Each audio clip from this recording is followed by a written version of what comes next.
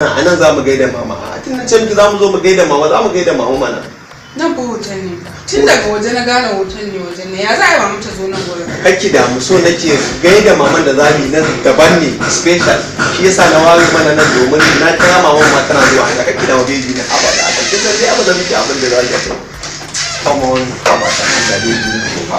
Yake abu ne haka. Abadan Allah. Gaida maman nan fa za mu gaida maman nan. Dole maman za ta zo tana hanya ma ta taho. Ka tabbata. Na ta haba zan haba baby ne aiki abin nan ki saki jikinki mana haba nan fa kamar gidanki ne. Bismillah mu je mu zauna ki kwantar da hankalinki ba ni na ga sai wani sakin sai Me haka? me ya faru. Malamin Islamiyyar ya ce babu kyau namiji ya matso kusa da mace ko ba haka ba kuma an ce idan mace da namiji suka na ukun su shedan ne. Haba amma dai kin san ba zan cutar da ke ba kin san ni masoyinki ne tsakani da Allah. Kin san fa irin tsananin san da nake miki dan na matso kusa da ke kuma menene.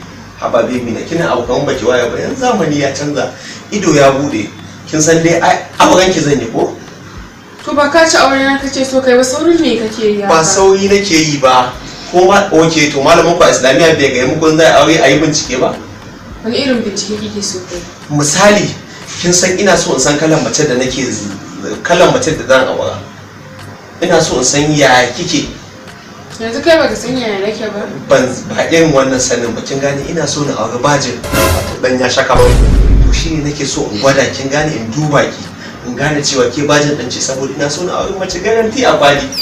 Kin gane? Dan haka ki kwantar da hankali. Ko ka taba ni malam. Gwaji kuma. Ni za ka gwada?